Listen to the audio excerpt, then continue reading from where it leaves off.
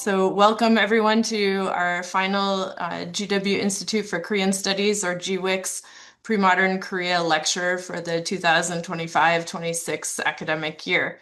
My name is Celeste Arrington. I'm a professor of political science and international affairs at the George Washington University and the director of GWICS. It's my great pleasure today to welcome H.H. Kang to give our lecture today.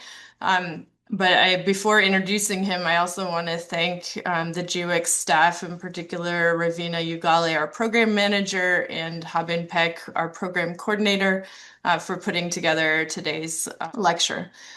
On behalf of all of my colleagues at GWICS, it's my great pleasure to welcome H.H. Kang to this lecture series. He is Assistant Professor of East Asian Languages and Cultures at the Washington University in St. Louis. And as you all saw from his bio, or you may know otherwise, he's a historian of the Chosŏn period in Korea, as well as early modern Korea. And in particular, his research focuses on the history of science and technology as it intersects with statecraft. The talk today, which has entitled "Engineers of the Confucian State in the Making of Early Modern Korea," draws on his book project, which is in its final revision stages. And I encourage you all to keep an eye out for it because it's going to come out from Chicago University Press next year. But this talk today explores the role of engineers in statecraft in early modern Korea and the development of systems of knowledge. So without further ado, I'll turn it over to H.H. Kang. All right, over to you, H.H. Thank you. Good afternoon. Thank you. Thanks for the kind introduction, Professor Arrington. I'd also like to thank the George Washington University and the Institute for Korean Studies for this occasion. And thanks everybody for coming. I very much look forward to your questions and comments. So today I'm presenting my book project on the history of Korean engineering and statecraft. And I'd like to begin with the central questions that animate this book. What is engineering and how does it happen? To date, historians have largely answered these questions within European or modern contexts. We know, for example, a great deal about Renaissance Italy, where art met mechanics. So-called artist engineers like Leonardo da Vinci transformed the culture of technical visualization. We also know much about France at the cusp of the revolution. There, mathematics met design, and the military officers trained at the École Polytechnique gave rise to the modern engineering profession. Beyond these powerful examples, however, examples that together paint a familiar picture of a revolutionary quote-unquote West, we still know remarkably little about engineering elsewhere. To be sure, we've heard of extraordinary feats from the early modern world, such as the Soleimani Mosque of Istanbul, the Aztec floating farms, or Ming China's Grand Canal. Yet these achievements rarely register in our minds as engineering, at least not in the same sense as Renaissance Italy or revolutionary France. Why is that? I believe part of the answer lies in how we have too often celebrated these projects in a facile way, without sufficiently attending to their social and political context. Early theorists from Karl Marx to Karl Wittbogel resorted to such notions as the despotic ruling clique as a catch-all explanation. Many non-European societies, especially China, were defined by large bureaucracies and an, quote, Asiatic mode of production, unquote. Less tendentious, yet equally frustrating, is another inclination. Historians have treated figures such as Mimar Sinan, the architect of the mosque, or Pan Jixun, the director of the Grand Canal Project, as solitary geniuses. They appear as freaks of nature, isolated incidences in a society that otherwise failed to produce such experts. However, an even deeper reason, I argue, that we grasp so little about the global history of engineering is this. As historians, we have failed to ask epistemic questions of these cases, questions we routinely ask of the European experience. How did Sinan or Pan actually design these infrastructures? Did they draw like Leonardo? Calculate like the officers of the Polytechnique? Experiment, like the natural philosophers of England? Coming of age as a historian of Korea, I found this inability not only to answer, but even to ask such questions about engineering outside a narrow Euro-modern frame frustrating. At the same time, I was inspired to take up this challenge by a growing interest in artisanal knowledge within the field.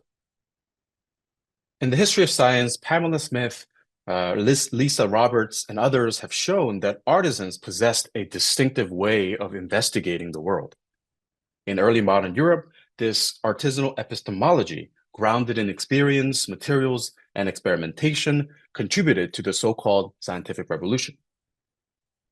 Closer to my own area of expertise, historians of China have in turn transformed the field. Dagmar Schaefer, Dorothy Coe, and others have shown that artisans in the Ming Dynasty shaped empirical scholarship.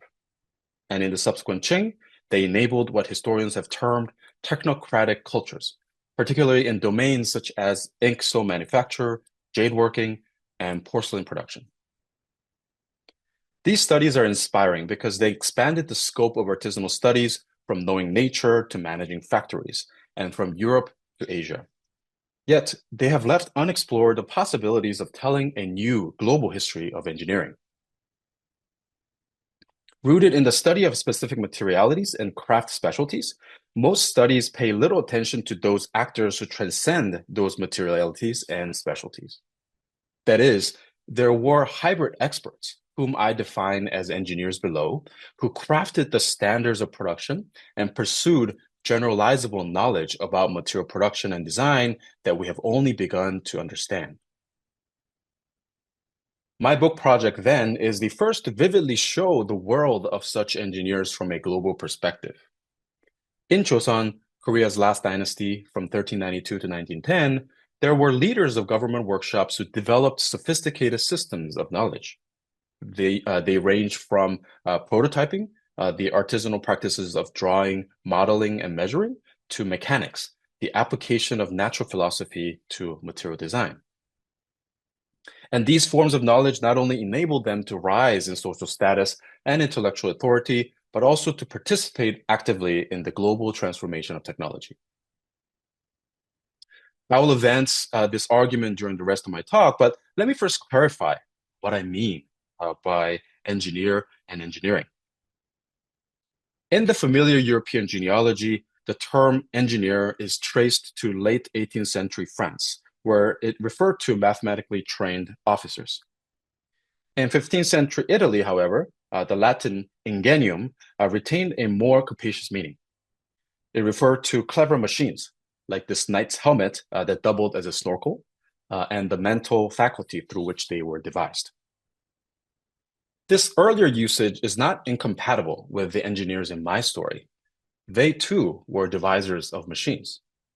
But fundamentally, I redefine engineers and engineering by drawing on the Sinitic tradition, in particular, the concept of chao or kyo, often translated as ingenuity. Take, for instance, the record of the scrutiny of crafts written around 300 BCE, which explains the chaozhe, or the ingenious ones, in contrast to the zhizhe, the sagacious ones. As this canonical text puts it, sages invent things, and ingenious ones elucidate and preserve them. What did it mean here to invent and to elucidate and preserve? As the rest of the text shows, to invent was to inaugurate new genres of technology, such as boats, pots, wagons, and swords. To elucidate and preserve, by contrast, was to elaborate and perpetuate these genres of technology by crafting the standards of production. Indeed, the contents of the record shows many kinds of such standards, including artisanal tools, templates, recipes, measurements, and work quotas. And the job of the ingenious ones was to ensure that these standards were both morally designed and technically competent. It is based on this classical ideal of ingenuity, then, that I define engineering as standard making. An engineer, or what I call ingeniator in the early modern context, as the ingenious one who exerts kyo and crafts the standards. So in my book of 9 chapters, I devote roughly a third to examining these ideals of ingenuity in their broader context, including Confucianism, statecraft, and moral cultivation, and to tracing how these relationships evolve over 5 centuries, shaping the workplaces of Korean engineers and their social lives. For the purposes of today's talk, however, I'll emphasize the other chapters, which explore the epistemic content of engineering and its relationship to broader transformations in global knowledge and technology. So, without further ado, let us travel back in time to 1392 Seoul, where our story begins. This year in Seoul, the Joseon dynasty was founded, and alongside it, a new system of manufacture emerged, which we might call the state factory. More than 30 new government workshops were established in the bustling capital. The largest among them, such as the Royal Tailor and the government arsenal, employed hundreds of artisans and operated something like an assembly line.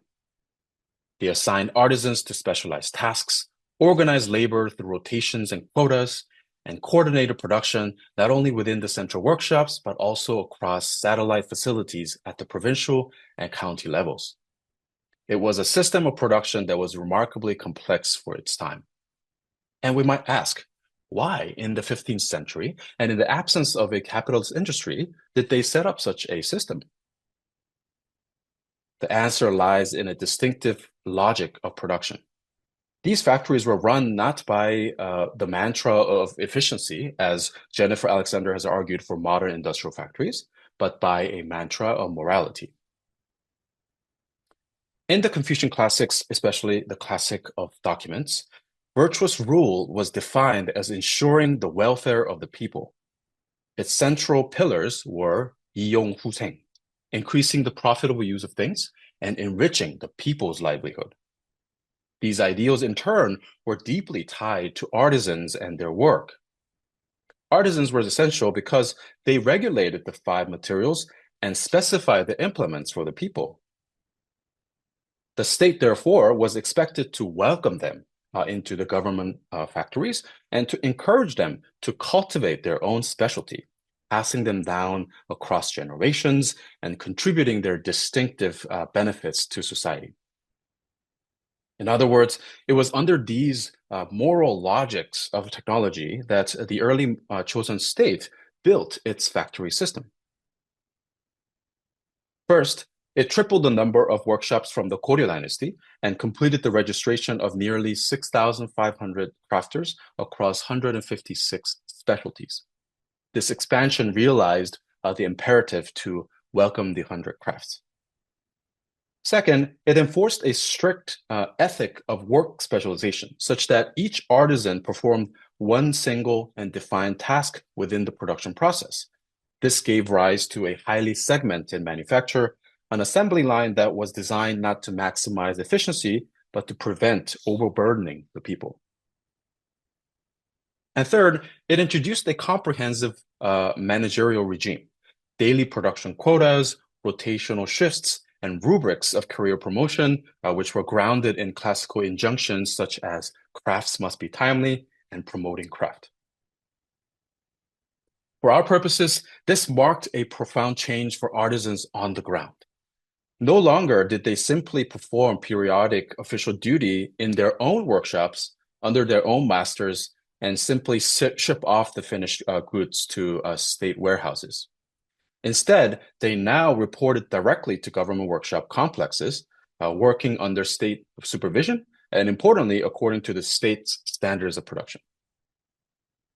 This brings me to Joseon's first ingeniators, slave artisans who managed this transition by designing and enforcing state manufacture. The vast majority of the 6,500 artisans employed by the state were government slaves. Some, to be sure, were commoners, but commoner artisans tended to begin their training later in life and were thus disadvantaged in promotion. Slave artisans, by contrast, proved remarkably capable of navigating the state's demands. They even co-produced a bureaucratic culture of knowledge called prototyping. The term I translate here as prototype is gyeongyang, While related to the yang system in China, Pyongyang was a vernacular Korean concept.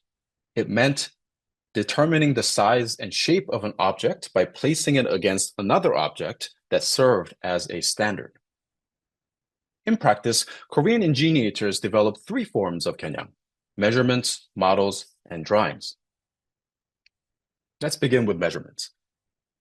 As pictured here, the early Joseon state established the units of measure and published different kinds of rulers, each designed for a specific purpose. Ingeniators then used these rulers to generate measurements that function as a concise and efficient medium of knowledge. When the intended audience was already familiar with the object, they might record just the length, width, and depth, perhaps of a single component or two.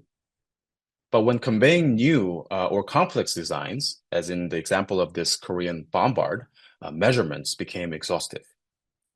Included in a manual on state rituals, here military rites, the ingeniators specified more than 40 separate measurements using units as small as the ri, which was roughly 0.3 millimeters. Numbers, however, could only convey so much. Ingeniators also modeled. Korean models appeared in multiple forms, full scale and reduced scale, and often mediating between different materials.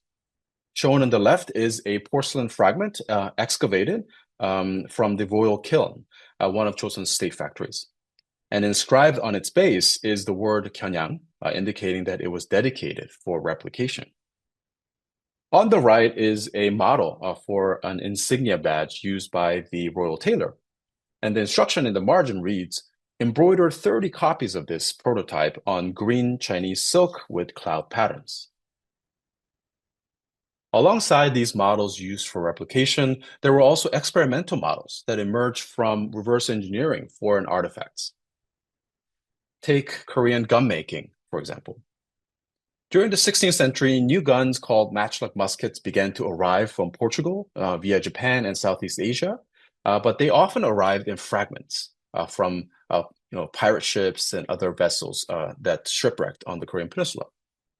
The ingeniator's response then was to digest this technology by breaking up its design traits and testing them iteratively across multiple prototypes. This list of 11 subtypes is from a database I compiled of 254 extant barrels from the period, and they show a burst of modeling in just 13 years due to the encounter with these foreign firearms. Remarkably, each prototype name here represents a systematic variation in length, shape, type of ammunition, number of reinforcing rings, and so on and so forth. These variations, moreover, were pursued with tolerances as little as 2.4 millimeters in length and 5 millimeters in caliber by the 1580s, which bears witness to the rigorous system of experimental modeling pursued at the Chosŏn factories. Last but not least, ingeniators made drawings. We've already seen the sketch, but there is more here than what meets the eye. This drawing represents the earliest evidence we have for exploded view drawings outside of Europe. The Korean bombard is depicted with its individual components separated along a vertical axis. The cannonball fits into the so-called bowl muzzle, which is then attached to a cylindrical container holding a wooden plug to seal the gunpowder charge. This container then is placed on top of the powder chamber below, where the charge is loaded. Other drawings employ techniques we today call modularization and orthographic projection. This is a rocket launcher named Hwacha, and it is broken down into modules. Beneath the cart body are two interchangeable sub-assemblies, a rocket module perforated with holes for rocket arrows, and a gun module lined with rows of small caliber barrels. The drawing is also orthographic, presenting multiple sides of each module. The components here is each shown from two perspectives, front and rear, revealing details that would otherwise remain hidden, such as these sub-assembly holes at the base. To expose them, you can see that the ingeniator even subtly angles the view upwards. So techniques like these are now ubiquitous, and they have long been celebrated as Renaissance inventions. Clearly, comparable drawings were being produced in Korea at roughly the same time. But the Korean drawings, I argue, ultimately need to be situated on their own epistemic context. These drawings by the slave ingeniators were part of a broader and bureaucratic system of gyeongyang. Whereas in Europe, technical drawings were often produced to find employment with court patrons. In Korea, they were a formalized procedure in the government factories to test and implement production. Moreover, a hallmark of the European case is the adoption of linear perspective in drawings and their growing separation from other media, such as models and writings. But in Korea, drawings became cemented within a self-regulating and multimedia system of knowledge. Let me show you what I mean. In 1490, the arsenal prepared a new crossbow design for transport to two provincial workshops, and the occasion left behind a cover letter enumerating the contents of this package. This record reveals the full spectrum of gyeongyang in motion. Sent from the court were first physical models with exact dimensions, crossbows, bolts, bolt cases, and bullet molds. These were samples intended for replication. But to aid in that process and to experiment further with the design, included also were drawings and numerical specifications. These conveyed the same design, but in abstracted forms, completing a multimedia package. Finally, the explanatory text, which is not shown here, but was attached to this letter, helped the readers mediate between the various forms of gyeongyang. It supplied instructions on use and assembly, which neither numbers, images, nor models could convey alone. So my point here is that because these travel together, mutually reinforcing each other's epistemic roles, drawings did not need to be exhaustive. So they could offload precision to numbers and material models and develop, I argue, with more freedom, unexpected modes of visual presentation. And for my last example, I want to share this remarkable drawing because it is the strangest technical drawing you'll ever see. And strange is good because it helps us reset our vision that is trained on modern perspective. So this is a 16th century landmine equipped with a tripwire and a friction wheel mechanism designed to ignite automatically. Its inventor, Chosŏn conveyed it in a way that disrupts our expectations of space. This is not a quote-unquote flat drawing. In fact, it combines three different perspectives on a single page. The first is a top-down angle view. It shows the fuse box, the spark wheels, and an axle supporting a large stone. And when the stone drops, it drives the wheels against the flint stones, producing ignition. But there is also a second perspective, a view from the opposite end of the device. And here, Cho writes elsewhere that the cabinet is in fact a set of three and that there will be these bamboo fuses jutting out from the last box, carrying the fire to the bombs. So this shift in perspective is indicated in the writing as well as subtly here by the labels for the flint stones, which are actually written upside down. Finally, a flipped third perspective shows the stepping board suspended above the fuse box and connected by metal chains. When stepped on, the board tilts, pulling the pills and triggering the friction wheels. Cho's drawing, in other words, is radically schematic, and yet it worked. Sources indicate that Cho successfully reproduced this landmine in 3 state workshops and was subsequently appointed as a production manager. Equally important, however, was Cho's own rhetoric of expertise, which emerged clearly in this process. The artisan turned manager was praised for possessing a noble heart in service of the public good. His ingenuity was even described as no petty sagacity. In light of the record of the scrutiny of crafts, which we discussed earlier, this is significant. First, it suggests that Cho, despite his humble origins, was recognized as sagacious in invention, but at the same time, this recognition was carefully crafted. A well-known adage held that the Confucian gentlemen transmit and do not create. Cho's work, however, was distinguished here as that of someone who could not only create, but also elucidate and preserve what he created. It was, in other words, ingenious in a sagacious way, what others described as jigyo, sagacious ingenuity.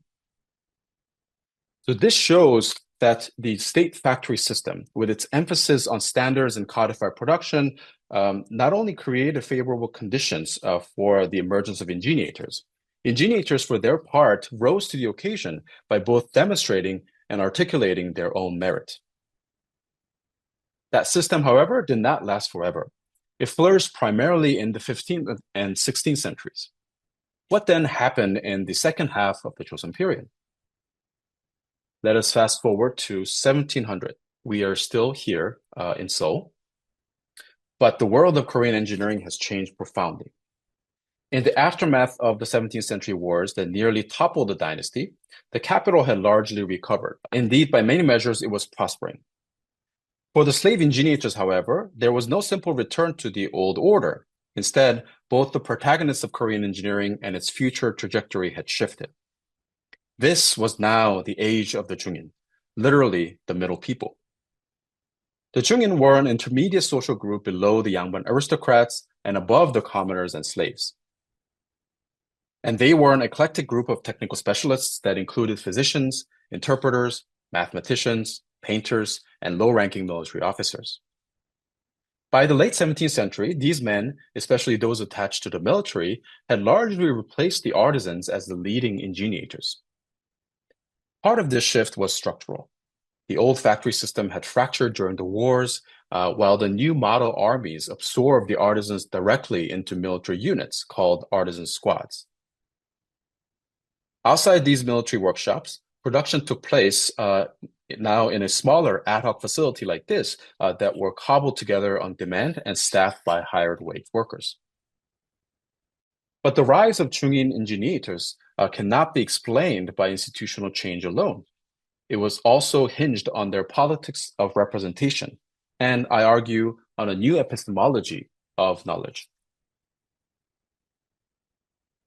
Politically, the chungin officers who would oversee production made persuasive claims to authority over artisans. As articulated by their patrons, they allegedly possessed the artisanal heart-mind. This phrase did not celebrate artisanal labor or artisanal origins, quite the opposite. Most officers were classic chungin, holders of both legal, medical, or military degrees, and they rejected explicit associations with the artisans. In fact, the emphasis of this phrase was not on manual skill, but on the heart-mind, the locus of one's consciousness and reasoning in East Asian thought. The opposite of artisanal heart, which is artisanal hand, was a metonym for craftspeople. The above-mentioned inventor of landmines, for instance, was referred to as such in the archive, which was at the time not a derogatory term. The chungin's artisanal heart, however, is being deployed here as a superior trait, designation for those who mastered artisanal knowledge, not just through manual skill, but through a new mental capacity. So what in concrete terms did it mean to wield an artisanal heart? A chungin physician named Lee Shi-pil left us a useful reflection on artisans, which helps us answer the question. In my humble explanation of things, an illustrated manuscript of techniques drawn from his travels to Beijing, he sneaks in a snarky comment about craftspeople, inserted abruptly between two medical recipes on how to treat ulcers. He says, Koreans are by nature dull and careless. Their customs value haste and crudeness. From making things to deducing the principles of things and the methods of production, they don't strive for excellence. Instead, our artisans merely produce shapes, nothing more. As for the methods of production, they look down on technical books and make no use of them. How truly lamentable. Here, physician Yi dismisses artisans as mere makers of shapes, ignoring the long-standing tradition of prototyping and denying artisans any claim to ingenuity. Then, much like Officer O, who relocated ingenuity from hands to hearts, he relocates it from shapes to books. As an author of recipe books himself, Yi lamented that artisans did not do what he did, engage with technical literature. As a result, he argued, they failed to grasp what he called the methods of production, which in his view had become the true markers of ingenuity. So much for chungin claims of superiority. Did they indeed walk the talk? Despite my sympathy for artisans who recede from the archival record, the chungin did, in fact, rise to the occasion. In the remainder of my time, I'll quickly trace, based on their own epistemic metrics, such as methods of production and principle of things, the transformation of engineering under their leadership. First, officers investigated the methods of production by writing formula, or shik, a genre of technical writing that distilled production into ratios and recipes. Here, for example, is a simple formula. In the early 17th century, an officer compiled this list of ingredients required to produce armor, enumerating as many as 32 different materials, from brass and lacquer to various types of nails and silk linings. For each ingredient, he then specified weight and volume, as well as the kinds of artisans required and the number of work hours needed to complete the task. The granularity of this writing reflects its origin. It was generated in production. In the garrison records, we see officers drafting formulas while actively designing or improving production. Once the design was finalized, they ramped up the production by multiplying the formula by the number of units required. While not perfect, this extrapolation allowed them to anticipate total material inputs and labor costs. Now, what's remarkable is that as officers wrote more and more of these recipes, they started to write them backwards. That is, they took the ingredient of making something and made that the subject of new recipes. This is a book titled Iron Formulas. Leafing through it, we find that the anonymous officer documented every object produced in his workshop using that single material. But officers were not just meticulous, learning from the artisans. They exercised a coherent and independent framework of thinking. For example, in a section titled Method Numbers for Breaking Up Iron, the author presents several types of iron according to their weight, purity, and characteristics. Then he specifies conversion tables for going from one type to another, how much labor hours are expected, and how to know a particular type of iron based on the weight loss that transpired in the process of forging. So here in this table, the author takes a commonly available iron, which is a refined iron, and explains how one can calculate the expected weight when it is processed into higher grades, so from coarse refined to ultra refined. The formula provides multiplication ratios for each refinement stage, which is what the author calls method numbers. And so one would multiply 0.85 times the starting amount of refined iron to yield output in, for example, coarse refined. So this formula shows how officers claim mastery over a material ingredient, learning how to identify and regulate the tricky process of iron refinement. It also shows how the chungin officer developed a system of knowledge that transcended the particular artifacts and the artisans that made them, becoming more than the sum of his artisans. So there is more to be said, especially about these other formulas. For example, this one was interestingly written in 2 linguistic registers on using literary Sinitic and vernacular Korean side by side. But in the interest of time, let us move on to the chungin claims about so-called principles of things. The expression principles of things comes from a well-known passage in the Great Learning, which notes that knowledge or its extension lies in the investigation of things. A 12th century commentary then equates this idea with investigating the principles of things.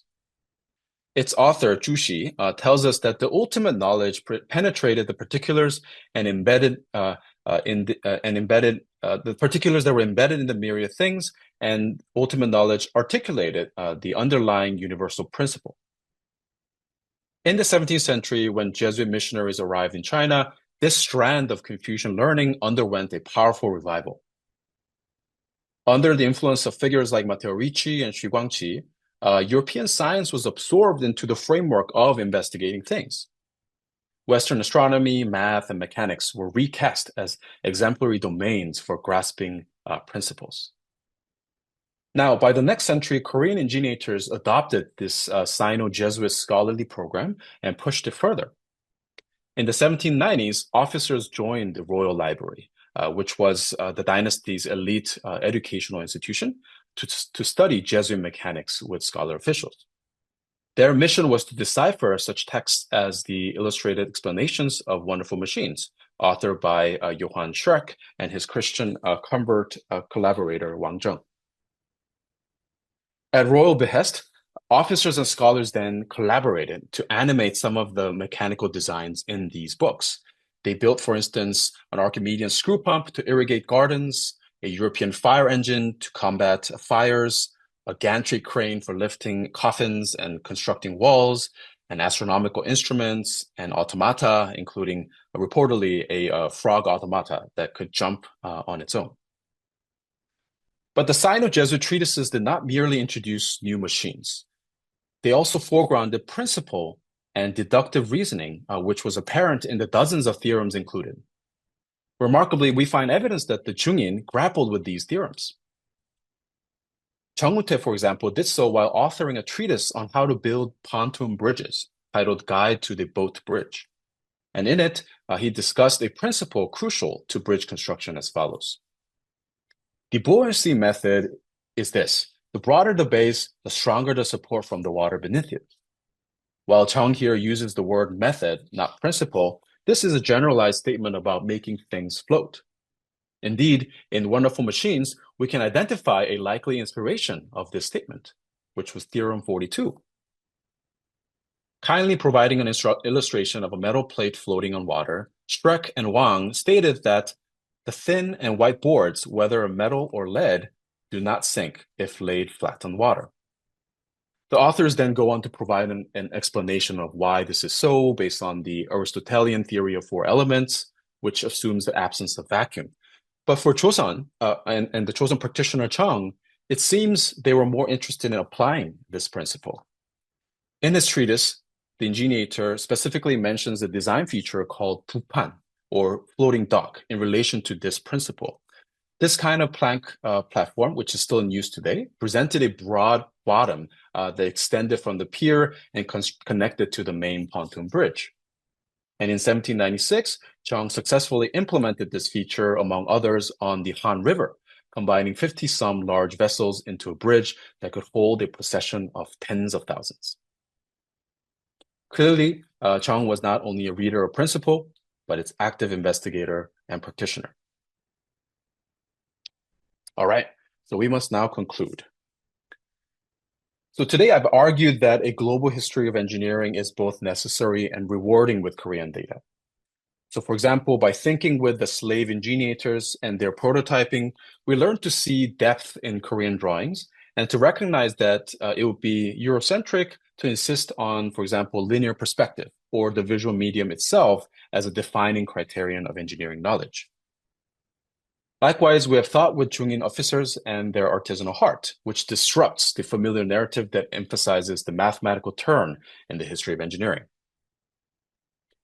Indeed, if we can take Korean engineers in the 19th century seriously, it is possible even to find commensurability in ways that seem unlikely.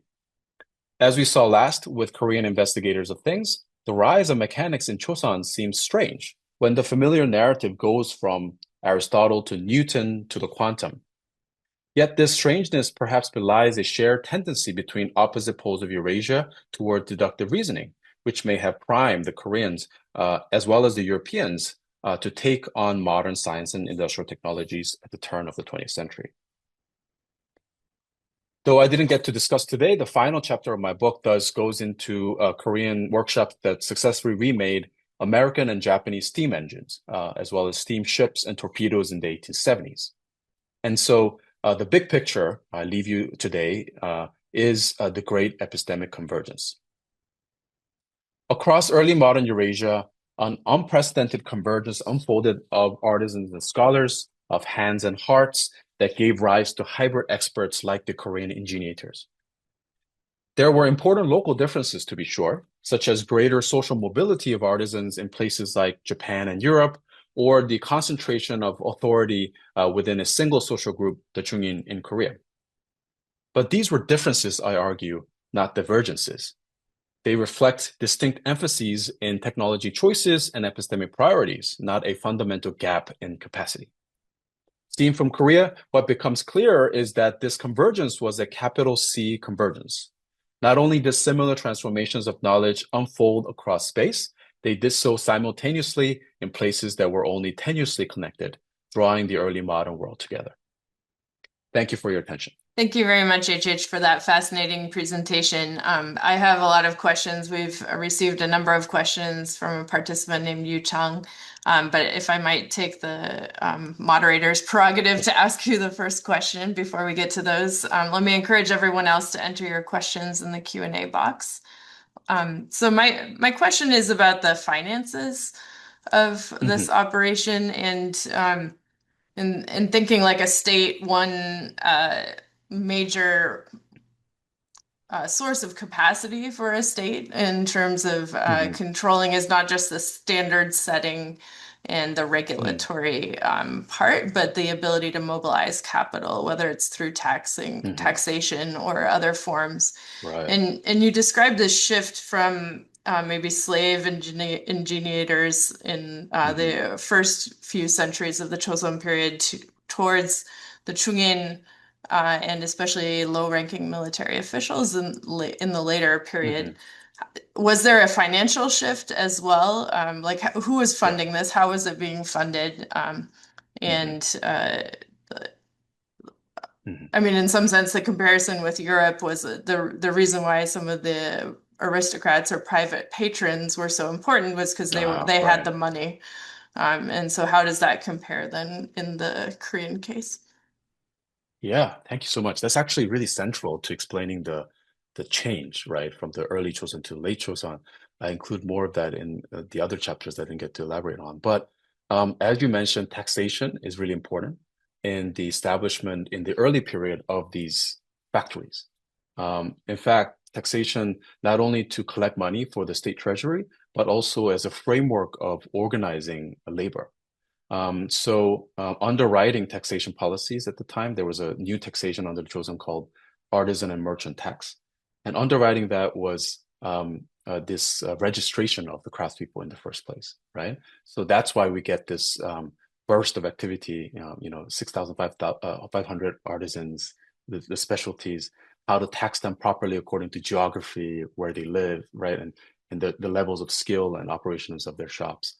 So that gets set up in the first century of rule, and that enables this factory system to run because the artisans who either they have a choice. Essentially, they could come and work for the government workshops and get a tax cut in their payments, uh, or they can engage mostly in their private enterprises and pay more tax.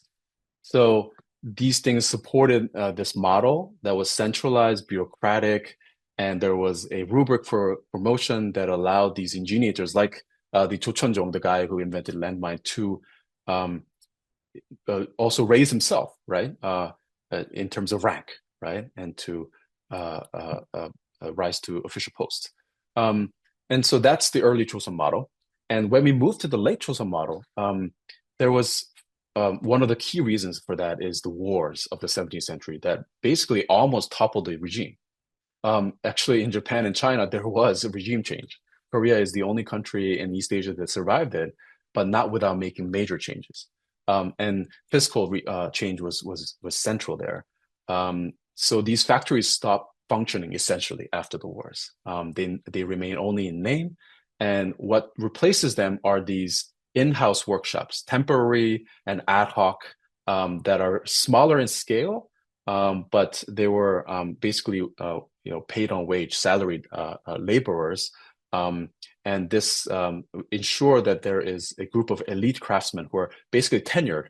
For example, in the military workshops called artisan squads, and then the jungin come in to manage them. So this is an entirely different dynamic, economic as well as epistemic. Um, and there is much more diversity, I think, in terms of the number of craftsmen represented in a very small space.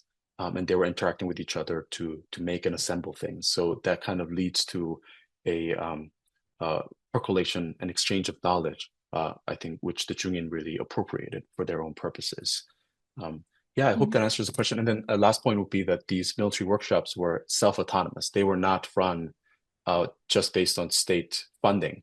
They did all kinds of basically like fundraising things that the state allowed them to do. They were they essentially maintain like Seoul and many other things. They were building and repairing walls, dredging rivers like the Cheonggyecheon, right? Um, planting trees, et cetera, et cetera. That's fascinating. Thank you.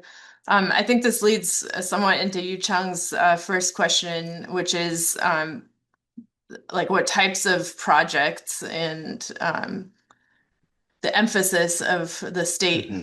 um, in terms of what kind of ingenuity did they really want? Hmm. And so her question is, did they utilize large-scale technical projects like tombs, bridges, or steam engines as a visual sign of the Hmm. state to demonstrate the mandate of Hmm. heaven and the competence of the Confucian administration to the general populace?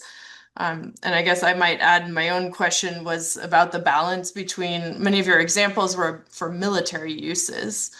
So was Yeah, the yeah. state most interested in promoting ingenuity for warfighting? Hmm. Hmm. Or were there other examples that you came across, such as for public health or um, Hmm. for like consumer goods, maybe if we could call them that? Yeah, thank you for the great question. So my evidence is mostly military because they are really, we have meticulous records left by the workshops. But to speak more broadly to your questions, um, I can give two examples. I think this is great to think with like infrastructures as symbols for the state, right? And so one of them in the early Joseon period was the Hanyang Dosong itself, the walled city of Seoul. That literally needed to be built, right? Because Seoul was not the capital before the Joseon Dynasty, a new capital. Um, and the building of that, as well as the management of the labor of that, was a symbol, I would argue, of what I call statecraft Confucianism. It's a form of Confucianism or 경제학 that prioritizes the public welfare more than moral cultivation of rulers uh, as the foundation of virtuous rule. And so it's important that people are not overworked and that they're employed in the right way for these big projects. And so what they do is, this is Tejo as well as Sejong, is that they divide very very small segments of the walls and distribute that according to per artisan or per worker. And because this was a large project, this is actually, according to UNESCO, the largest wall infrastructure that surrounds a city. And so this then required farmers also to contribute. So what they made sure was that, again, this is a symbol of, we're looking out for the people, is that they made sure the farmers were not working during farming seasons, right? And et cetera, et cetera. So these projects had a broader meaning, like your question asks, for the rulers and the way that they were built. Same thing for the late Joseon period. I've kind of hinted that this idea of assembly line is not what we assume in the modern context, which is for maximizing output, right? In this moral, ethical, context, it's to actually make sure people are not overburdened. So if some of the critiques of the modern industrial factory have focused on the dehumanizing aspects of specialization, this is about making sure that people stay human, right? And so for another example I can give is the palanquin. So Jeongjo crafts this really elaborate palanquin for his mother. Um, and this has a lot to do with political legitimacy and power because he faced issues of legitimacy. And he made this thing by tasking, I think it was something like 120 artisans of all kinds, and unnecessarily, I would think, because it's just a small vehicle, right? And I think, and looking at the logs of, because there, we have records of who were paid how much for how many days. A lot of them were working for like 2 days, and then they handed off the work to another people, another person, another person. Again, this is not efficiency. I think a really a show of benevolence in making these expensive and sumptuous things that might draw critique otherwise. And same thing with royal tombs and whatnot. I think each of these objects really deserve a very a rich sort of documented study of their own. So my interest is to really show the epistemology of the people who really who cross these different domains of knowledge. Thank you. Thank you. I think this is a related question from also from Yu Chung, and asking with the production of guns and early torpedoes, was the primary goal functional defense, or like your narrative of not overworking the people, was there a broader narrative of military superiority vis-a-vis neighboring rivals or something like that? Was this, do you see in the documents this kind of narrative explaining why ingenuity is important? Yeah, thank you. So, um, I think for some time it was difficult for practitioners in the military to argue and articulate why their work was really important ethically. Um, but I think going through several wars, it becomes clearer that this is a part of public service to defend the state. So, like you said, this sort of defensive functionality was emphasized as a necessity, right? Where the state must employ ingenious peoples and for them to exert ingenuity. And because of the way that things changed in the late Joseon, the military workshops almost monopolized that ingenuity in terms of the authority it builds. The 17th century wars were truly shocking and catastrophic, right? Um, and we can trace the discourse of the necessity of ingenuity for military purposes in the literati compilations of that period as well. But in the early Joseon period, I don't think it was so clear. There was actually a petition. This is one of those rare gems you find in the archives where, because you rarely get actual voices and petitions written by artisans of slave status, right? But we get this petition by a cannon maker in, I believe it's 1470s, right, in the first century of rule. And he grapples with this contradiction. He says to the king that, hey, so we're trying to be moral and I'm part of this project. I'm supposed to make things that increase the profitable use of things and enrich the people's livelihoods, but I can't sell cannons in the marketplace, and people don't need cannons for daily purposes, right? And I need to specialize in my own work and not do other things, like you said, the state, but I can't, right? So it kind of points out this contradiction, and the state at the time could only do basically by responding by giving him more salary, the whole profession, so that they don't because they're constricted in their way to sort of perpetuate themselves as a livelihood. But that gets resolved, I think, by maybe the time of Chosŏn. Remember, the again the inventor of the landmine, who really articulates that, I think, really well, because the patrons bought it. They said, this is a guy. He's doing public service for the state. He's not just some guy who's making curious things and elaborate things. He is no, he's not. This is no work of petty sagacity, right? This is truly ingenious and sagacious in a good way at the same time. I hope that answers your question. I think so, yeah. Thank you. I'll take a question from Anish Saravan now, and I think this may relate as well, but they ask, was the transition from artisanal prototyping to chungin led technical knowledge a genuine advance in engineering, or mainly an effort by the state to reclassify artisanal knowledge under and control artisanal knowledge? That's a great question. Um, so is there a kind of uptick, right? A development in the actual uh, capability, right, of Korean workshops and designs when the protagonists of engineering change from artisans of slave status to officers of chungin status. Um, it's hard to compare them because they're of different periods and they dealt with different things, right? Um, I would say that they were both very competent, but they went about things in a perhaps in a different way, right? So the artisan ingeniators of the early period, they were literate and they were able to write and read some technical books. And Cho Chon-jong is actually very erudite, but they didn't take it upon themselves to search and investigate the various encyclopedic literature that's out there on these objects, right? And so they were much more, I think, hands-on. They were much more even more pragmatic, hard-nosed sort of practicality. Um, and then in the second period, these chungin were they were actually manually skilled too, but they were much more emphasizing abstracted forms of knowledge, right? These multiplication ratios, um, how do you make things float, right? Getting that from Sino-Jesuit ideas of buoyancy. But I just figured out an answer to your question. Without comparing the artisans and engineers side by side, we can argue, I think, that over time there was an increase in proficiency because although we see more of the Chungin agency in the late period because they were dominating the record, it's not like the artisans disappeared, right? And they collaborated to address and reverse engineer ever more complex things, including in the 19th century, the introduction of torpedo steamships.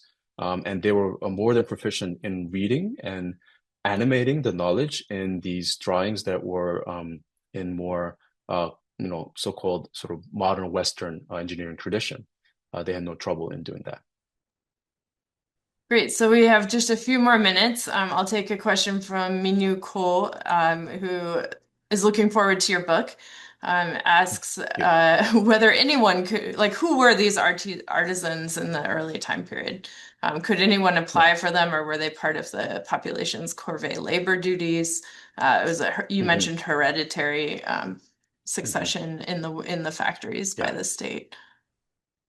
Yeah. Thank you. So they were a motley group, miscellaneous, in social status, mostly of slave status, public slave status, and but included commoners actually. And the state would have preferred more commoners to be there, but it turned out that the slave artisans were much more proficient and more numerous because they were apprenticing in their trades at an earlier age than the commoners who would opt to join much later.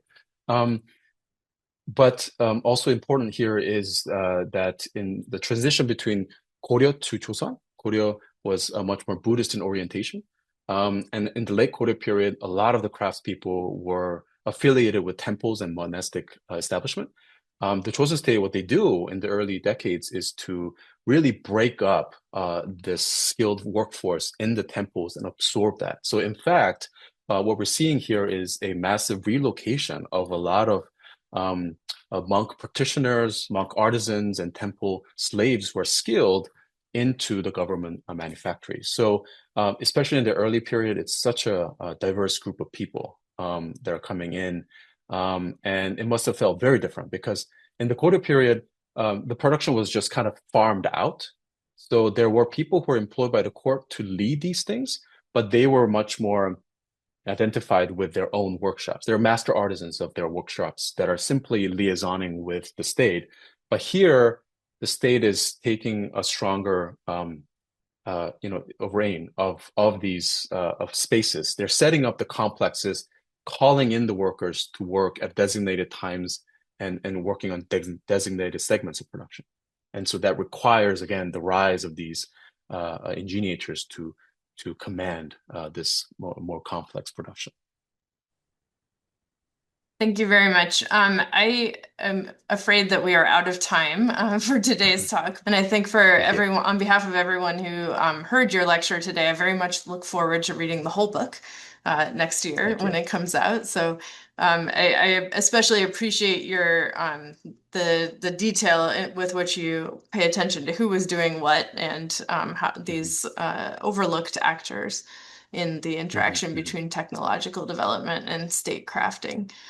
So it's a little awkward here on a webinar, but please join me in thanking HH for his lecture today. And I encourage all of you to stay tuned for other GWIX events. We have a few remaining in the semester. Next week on Thursday, Senator Andy Kim will be speaking at GW, also hybrid, if you're interested in joining that. And then on Friday next week, in person only, our own Professor Greg Brzezinski will be launching his new book about Sino-North Korean emotional ties. So please check out the GWIX website, and thank you again, HH, for this fascinating presentation. and for all of you for joining us this afternoon. Thank you. Thank you so much.